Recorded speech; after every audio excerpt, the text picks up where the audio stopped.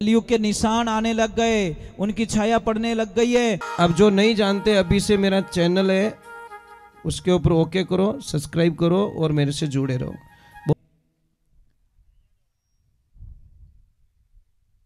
सत्संग में 3 प्रकार के लोग आते हैं।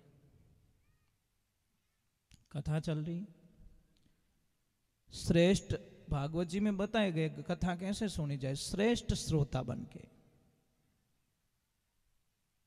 यहां पे सुने, घर पे जाके मंथन करें, लोगों को आगे बताएं। एक होता श्रोता, श्रेष्ठ श्रोता, एक होता श्रोता जो सिर्फ सिर्फ किन की कमियां काटने वास्ते आवे। समझ में आई नहीं? वो आसन ठीक नहीं लगे, वो माई की ठीक नहीं लगे, वो बाइड अटे क्यों रो पियो, मतलब उन्हें दिमाग में एज कैसी तो। और एक आता सोता, घरे टाबर तंग करे, कथा में आए धाप नींद लेवे। कई लोगों को मैंने देखा है लास्ट में इठा पड़े आरती टाइम, आरती होगी धू कटे, अरे मैं तो थोड़ी आंख मिल गई, एडी मिली जो 4 घंटों पासी खुली। कई लोगों को कथा में नींद बड़ी आनंद आती है। बोलो, घर पे थोड़ा सा एक कप बज जाए ना साहब, वहां पे चिल्लाना शुरू कर देते हैं, अरे आवाज आ रही, मेरी नींद टूट रही है, अटे इतना बड़ा बड़ बाजे तो घोर खोचा खड़ा खड़। पता नहीं क्या कारण है, इतना रस नींद का। नींद ने भगवान को बोला ने, चिंता मत करो, मैं तुम्हारे धाम पहुंचने ही नहीं दूंगा, क्योंकि कोई न कोई अक्सर श्रोता को भुलवा दूंगी, नींद नाए दू भी माथा में जान बैठू भी गुड़ाइन छोड़ू एटो। तो नींद भी अपनी जगह काम करती है महाराज। तो कोई सत्संग चल रही, कथा चल रही, बड़ा आनंद आ रहा था, तो कोई बाई जी बैठे थे, भगवान की भक्ति में आनंद, धीरे धीरे धीरे दुनिया का कनेक्शन।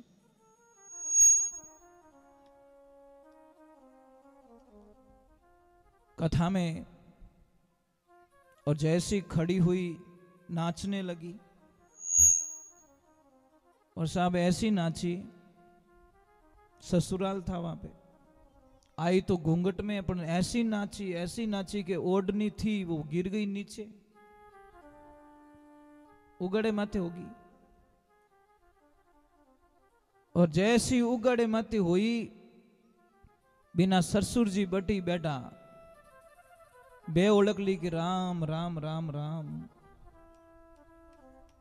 आते मारे भवरिया रे भूए पान की, आठ कहीं करे। बासा ने इतो गुस्सो आयो महाराज, पण गुस्सा ने थोड़ा कंट्रोल राख्यो, कर यहाँ पे बोलूंगा तो मेरी बेइज्जती हो जाएगी, तुम्हारी बहू तो उगाड़े माते नाचे जो ठाई को नहीं, तो पंचायतिया करता फिरो, मैं तो मानी जीवड़ो पंच हूं। थोड़ी देर का बक्कल ढीला था, वो ही खुल गया, बाल बिखर गए, ओरिजिनल रूप में आ गई वो। भगवान की ऐसी लीला हुई। बाई वो नीचे बैठी, पण एक बात तो ध्यान रखो महाराज, मैंने पहले ही बोल दिया कि दीवार पे एक बहुत बड़े अक्षरों में लिख दो, डेली उसको पढ़ सको, LK, लोग क्या कहेंगे। लोग थोड़ा बिल नहीं भरे, ध्यान रखो, लोग थोड़े घरे टिप्पण नहीं पहुंचावे, लोग थोड़ा खर्चा नहीं उठावे, ध्यान रखो। लोग क्या कहेंगे इसके चक्कर में हम भगवान की भक्ति नहीं छोड़ सकते हैं। लोगों ने हमको अच्छा कब कहा भाई, हम भी कथा करते तो हमको भी बोलते ये तो पैया वास्ते रोता फिरे, दाग तो हमारे भी लगा हुआ है, नहीं इसमें कोई शंका ही नहीं है। जो नेगेटिविटी सोचता वो यही करता, पर ये लोगों को पता नहीं है कि मैंने पहले ही बोल दिया कि मैं पैसों के लिए कथा करने वाला व्यक्ति नहीं हूं। पैसों के लिए मेरे जीवन को मैं बर्बाद नहीं करना चाहता साहब। मेरी जिंदगी में 2 ही चीज रह सकती है, या तो पैसा रहेगा या फिर वो परमात्मा रहेगा। दोनों का अक्षर पहला वो ही है, और मैं पहले अक्षर उसको नहीं छोड़ना चाहता। और मैंने एक लाइन सीख गई है महाराज, एक लाइन सीखा हुआ हूं मैं। कारण क्या है कि मैं उस स्थिति में गुजर चुका हूं, इसलिए मैंने एक लाइन सीखी हुई है, हरे जब पैसा हमारे पास में था तो चाहने वाले लाखों थे, आज पैसा हमारे पास नहीं, चाहने वाला कोई नहीं, दुनिया में इशारे मतलब के यहाँ पे किसी का कोई नहीं। ये लाइन सीख चुका हूं, इसलिए मैं परवाह नहीं करता कि कौन मुझे किस पोजीशन में देखेगा, मुझे पता नहीं, वो मेरा हरि है ना, भगवान है। क्योंकि मैं सबसे झूठ बोल सकता हूं, अपने आप से झूठ नहीं बोल सकता। ये बात का ध्यान रखें। और आप वहां पे जो आए उनको पता ही है कि सच क्या है। तो महाराज अब वो बाई नाची, उनके ससुर जी को इतना गुस्सा आ गया कि गुस्से से लाल हो गए, पर बोले कुछ भी नहीं कि मारे हमें दूसरी बीदड़ी लाऊं, जाने कोई चाइना री आइटम रह जू। महाराज आजकल रिश्ते की कोई गारंटी नहीं है, निभ जाए तो ठीक, नहीं तो कर्म फुटोड़ा है ही है। पता नहीं क्या हो गया हम लोगों को, क्या हो गया, हम रिश्ते में इतने कमजोर कैसे हो गए सब।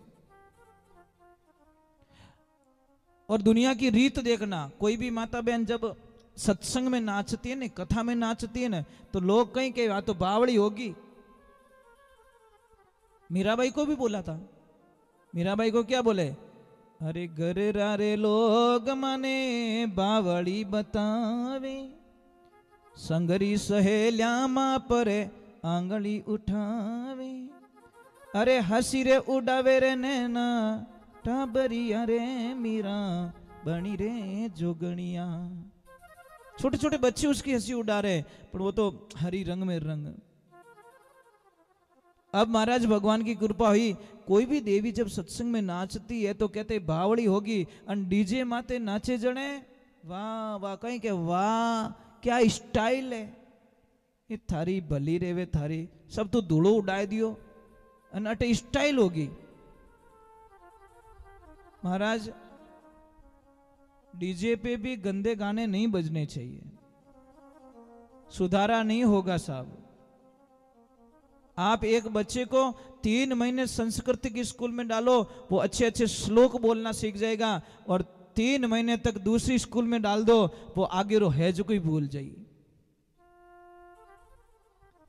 इन मन ने जड़ी लगा जगह ले जान बैठा वाला बैठो सीखेला महाराज। ये मन की मन और पानी दोनों अधोगति में जाते, नीचे की तरफ ज्यादा जाते, गंदे कामों में ज्यादा जाते, अधोगति मतलब नीचे। पानी को ऊपर चढ़ाना है तो मोटर लगाओ, पाइप लगाओ, स्विच लगाओ, पानी ऊपर चढ़ जाएगा। और मन को ऊपर लगा चढ़ाना है, ये माला लीजिए और गुरु मंत्र का धारण कीजिए। गुरु मंत्र इस मन को यहां तक पहुंचा सकता है। यहां से रवाना होगा, यहां आएगा, यहां आएगा, यहां करते करते यहां पहुंच पाएगा। अब भगवान की लीला हुई, जैसी वो नीचे बैठी, गुरु महाराज ने पूछा सत्संग कैसी लगी। गुरुजी बहुत अच्छी, बहुत अच्छी, बहुत अच्छी। तो बताओ बेटा आपकी उम्र कितनी हुई? कि गुरुदेव मेरी उम्र 16 साल। वो दादाजी ने बोला ये तो पागल हो गई सच में, इसकी उम्र तो 27-28 साल है। और ये 16 साल बताई, तेरे पतिदेव की उम्र बताओ। कि मेरे पतिदेव की उम्र 8 साल है। हमें उन्हें सरसू जी के इन पागल ने कौन रखे? ये तो उल्टी उल्टी बोले। तेरी सासू मां कितनी साल की? मेरी सासू मां 3 साल की। दिमाग खराब होगा कि नहीं होगा? कि तेरे ससुर जी कि मारा ससुर जी जलमिया इसको नहीं। हमें बासा कही और इन घर में राखी व्यर्थे। बासा गया घरे, कितो नुकसान कर दियो। वो बाई गई और बोला कि क्या हुआ? कि कुछ नहीं हुआ, या तो थारो आ बिदनी घर में रहे या पछे मैं रहूं। आ डोकरी के कहीं रियो के आ झूठ घना बोले। आज पकड़ी जी सत्संग रे माने मैं ध्यान राखी ठाई को नहीं पापा एवड़ा मैं ध्यान रख रहा था एक एक शब्दों का।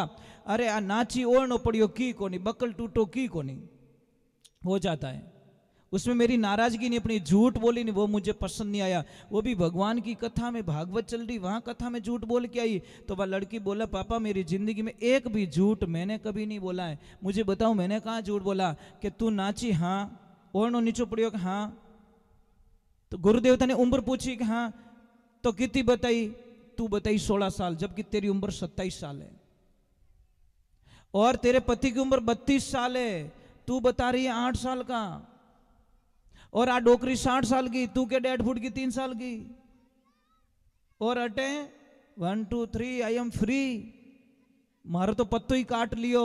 जने वा डोकरी कहो कि आ झूठ कोनी बोली। अरे इन्हें गुरुदेव री दीक्षा लियो ने 16 वर्ष हो गया। भाई स्कूल में गया ही कोनी, टीसी लेवन जाओ कोई देगा क्या? कभी स्कूल में गए नहीं आप, क्या टीसी लाओ, बट कागज ला भीड़न, कोई टीसी नहीं मिलेगी, तेरा नाम ही नहीं बोल रहा अंदर। तो गुरु दीक्षा लिया ने 16 वर्ष हुआ और डोकरी के थोड़ा बेटा ने यहाँ भक्ति में जीव लगायो। हमेशा सत्संग माने जबरदस्ती ले जाती, हालो पतिदेव मने भजन सुनना है, मने भजन सुनना, मैं भजन के बिना नहीं रह सकती। और थोड़ा बेटा ने सुगरो कर दियो। 8 साल हो गया उन्हीं गुरु भक्ति में लगाए दियो, भगवान की तपस्या में लगाए दियो। जने आपनो कहनो माने बेटो, पहली मान तो ही कोनी, हमें घणो ही माने, हमेशा तड़ेम करे, हमेशा अपनी सेवा करे।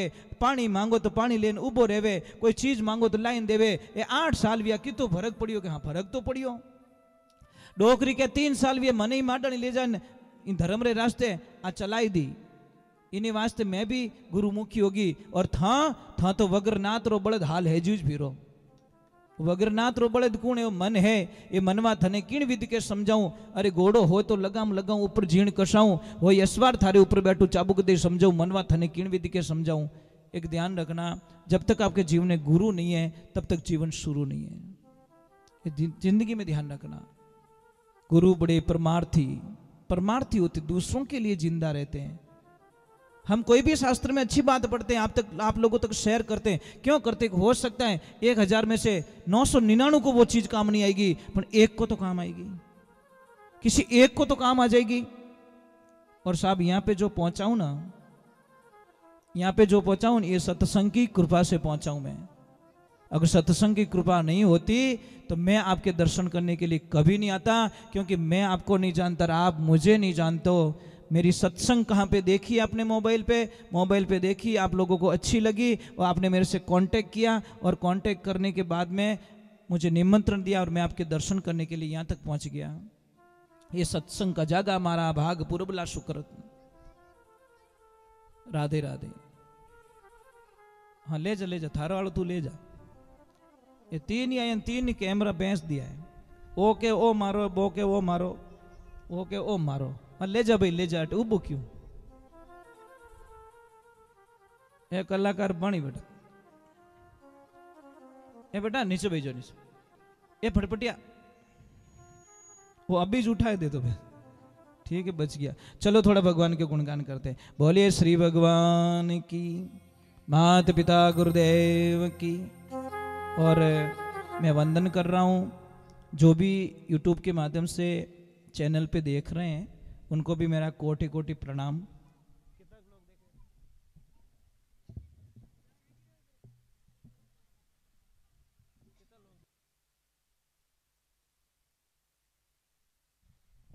जितने भी महापुरुष देख रहे हैं,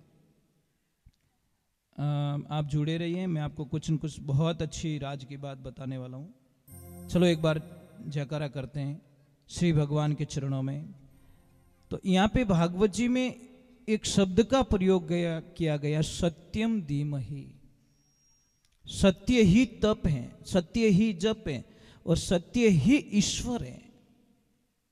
एक ध्यान रखना। तो बहुत ही ये एक छोटी सी बात है महाराज।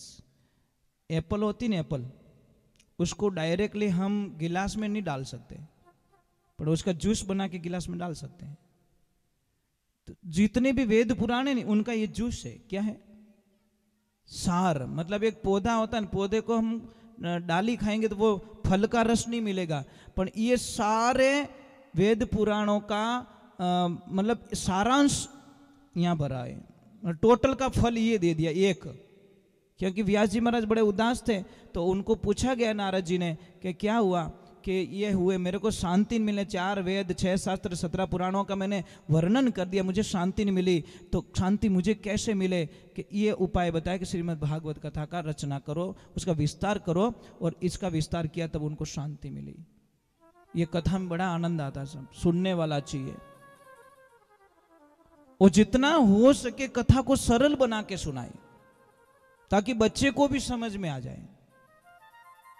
अब ऐसे ऐसे शब्दों का मैं प्रयोग करूंगा तो न तो आपको पता चलेगा न मेरे को पता चलेगा, और सिर्फ मेरे को ही पता चल रहा है तो वो कथा का कोई मतलब नहीं हो सकता। कथा का मतलब है आपको पता चलना चाहिए। तो भगवान की कृपा से अभी आगे का वर्णन किया जा रहा है। कहते हैं कि 4 श्लोक की जो कथा आगे सुनाई गई है उसके आगे नाम आता है राजा परीक्षित का। तो वहां पे एक प्रश्न किया जाता है, परीक्षित ये कौन है? परीक्षित कौन है? प्रश्न तो आएगा भाई, जानते नहीं तो प्रश्न तो आएगा। तो कथा का विवरण बताया गया है कि परीक्षित को आप सब जो जानते, जो कथा सुनते वो जानते कि पांडु वंश में अंतिम सम्राट, पांडवों का अंतिम अंश जो सम्राट बने थे, उसके आगे उनको बेटे भी थे, परंतु परीक्षित के माध्यम से ये कथा हमारे कलयुग के अंदर मतलब बहुत ही प्रभावित हो गई, और कलयुग में इस कथा ने बहुत ही आनंद का रूप ले लिया। परीक्षित जी महाराज पांडवों के जो अर्जुन जी थे, अर्जुन के पुत्र थे। कौन थे बताओ? बताओ ना, इतना तो आप सुनते हो नहीं। अर्जुन के बेटे का नाम याद नहीं है? नहीं, मैं अर्जुन के पुत्र का नाम पूछ रहा हूं, उनका नाम नहीं पूछ रहा हूं। अभिमन्यु, अभिमन्यु किसके बेटे थे? अर्जुन जी के। मां कौन थी? सुभद्रा। अभिमन्यु के जो पत्नी थी उत्तरा, अभिमन्यु महाभारत में काम आ जाते हैं। तब उत्तरा गर्भवती थी, और गर्भवती थी और उनके गर्भ में महाराज परीक्षित जी पल रहे थे। आपको पता है कि जब अश्वत्थामा को पता चला कि पांडवों का एक अंश पल रहा है उत्तरा के गर्भ में, तो उसने ब्रह्मास्त्र छोड़ दिया था महाराज, उत्तरा के गर्भ को नष्ट करने के लिए, कि मैं पांडवों का बीज ही खत्म कर दूंगा, ना रहेगा बांस न बजेगी बांसुरी। तो उत्तरा के गर्भ में भगवान ने परीक्षित की रक्षा की। जब महाराज परीक्षित का जन्म होता है ना, तो साहब वो बालक पालोथी मार के बैठता और सबको घूर घूर के देख रहा है। तो सबको अचंभा हुआ, ये बच्चा क्यों घूर रहा? सबको आपकी तरफ देखे तो एक टक देखे ही जा रहा है, इनकी तरफ देखा तो एक टक देखे, सबको देख रहा, घूर घूर के देख रहा है। ये बात अच्छी नहीं लगी। कुंता जी ने बोला कि ये क्या है? महाराज जी वशिष्ठ जी को बोला कि ये क्या है? ये बच्चा सबको घूरता जा रहा है। तब जाके व्यास जी ने ध्यान लगाया कि ये इसलिए घूर रहा है कि मुझे गर्भ में बचाया किसने, मैं उनको देखना चाहता हूं। कौन है वो जिन्होंने मुझे गर्भ के अंदर मेरी रक्षा की? तब मेरे हरि नारायण कृष्ण आ गए। आते ही उन्होंने हाँ, यही थे गर्भ में जिन्होंने मेरी रक्षा की, परीक्षा की, इसलिए उनका नाम पड़ा परीक्षित। नाम क्या पड़ा? सबकी परीक्षा ली, इसलिए परीक्षित नाम पड़ा। और जब योग देखा गया तो उनको बताया गया पहले ही कि ये बहुत बड़ा राज्य फैलाएगा। राज्य फैलाने के बाद में कोई ऋषि का अपमान किया जाएगा इनके माध्यम से, और अपमान होने के कारण इनको श्राप मिल जाएगा, और श्राप होने के कारण आगे की लीला चलती रहेगी। श्राप के पीछे भी कोई राज होता है सब। अब भगवान की कृपा होती है। परीक्षित जी महाराज आनंद से राज कर रहे हैं, आनंद हो रहा है। एक दिन विश्व विजय के लिए निकले, और जैसे ही निकले आगे एक बैल देखा। बैल के 3 पैर कटे हुए, एक पैर था। उसको पूछा कौन है? कि मैं धर्म हूं। और जैसे आगे देखा तो कलयुग का रूप के अंदर प्रकट होके बोला कि मैं कलयुग।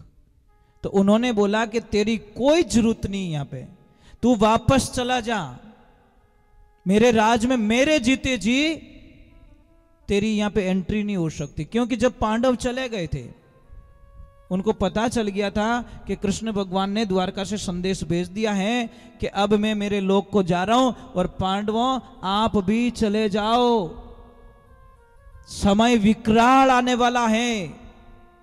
संदेश पहले ही दे दिया, क्योंकि अर्जुन जी को पहले ही ये उत्तर दे चुके थे भगवान श्री कृष्ण। अर्जुन जी रास्ते रास्ते जा रहे हैं तो रास्ते में देखा एक कुआं खुदा हुआ। कितना? एक कुआं, और 6 गांव की सप्लाई उस कुएं से हो रही थी। 6 गांव के लोग पानी पी रहे थे। जब उसी मार्ग से वापस आए महाराज, क्या दृश्य होता है। 6 गांव में 6 कुएं खुद गए, पर एक गांव को पानी नहीं मिल पा रहा है। अर्जुन जी ने प्रश्न कर दिया कि प्रभु मैंने ये क्या राज देखा प्रभु, गया एक कुआं 6 गांव को पानी सप्लाई कर रहा है और 6 कुएं मिलके एक गांव की सप्लाई नहीं कर पा रहे हैं। क्या देखा मैंने? भगवान श्री कृष्ण ने मुस्कुरा के जवाब दिया, पांडवों कलयुग, ये कलयुग के निशान आने लग गए, उनकी छाया पड़ने लग गई है। इससे पहले वो छाया तुम्हारे पे पड़े, उससे पहले इस शरीर को ब्रह्मांड से छोड़ दो।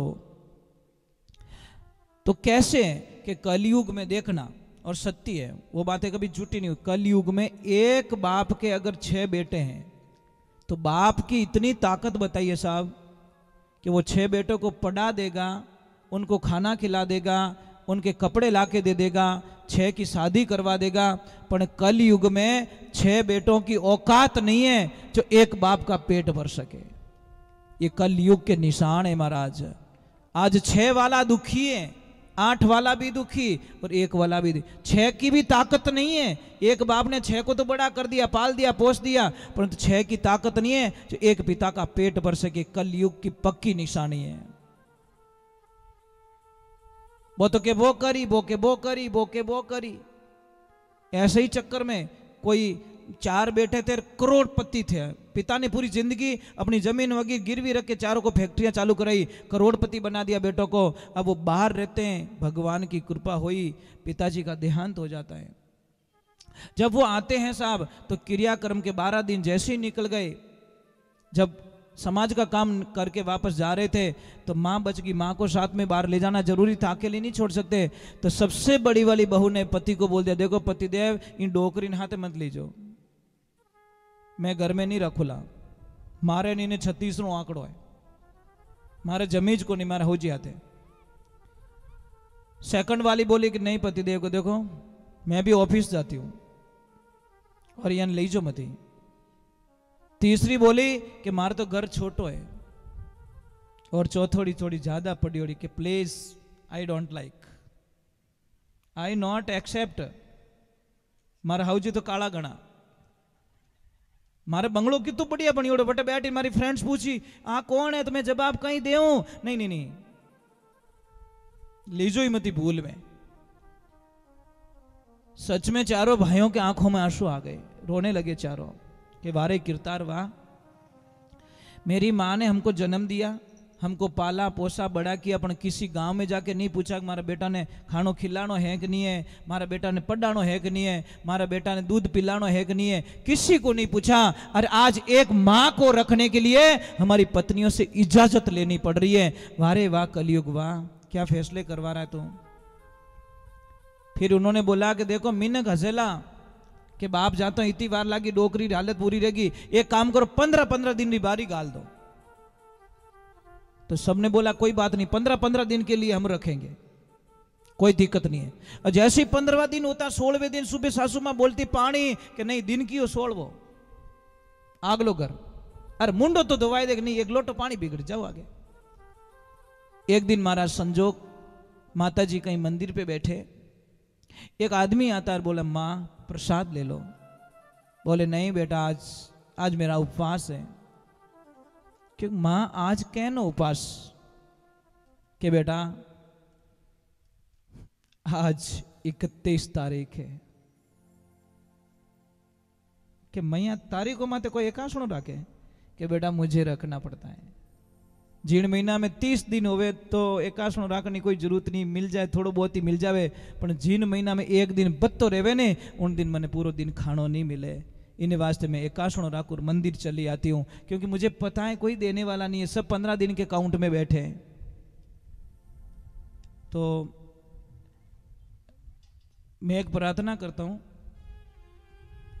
जो बहू सास ससुर की अच्छी पूजा करेगी, अच्छी सेवा करेगी, मैं अभी आपको नहीं बोलूंगा मैं उस बहू को क्या देके जाने वाला हूं, आप कल्पना नहीं कर सकते। उसकी जिंदगी में इतनी अपार खुशियां देंगे जो वो कभी कल्पना भी नहीं कर सकती। मुझे वो बहू चाहिए जो अपने सास ससुर को भगवान मान के पूजा करे बस। अब देखते हैं लास्ट में कौन कौन ऐसी देवियां लिस्ट बना के आती हैं, देखते हैं। झूठी लिस्ट मार कर मत ले जाओ, पहले ही कदू जो हाउ हो रहा आटा काटे वो तो मुंडो ही मत बताई जाओ, जरूरत भी नहीं है साहब, उसकी क्या जरूरत है हमको। पानी बिलोवणो क्यों करूं अने हुकोड़ा ठूटा ने क्यों पानी पाऊं, लीलू तो होवन वालों है को नहीं। पर जो सच्चे मन से सास ससुर को नहीं सताती है, सास ससुर की दिल से सेवा करती हैं, महाराज हमारी भी तपस्या का थोड़ा फल देख लेना।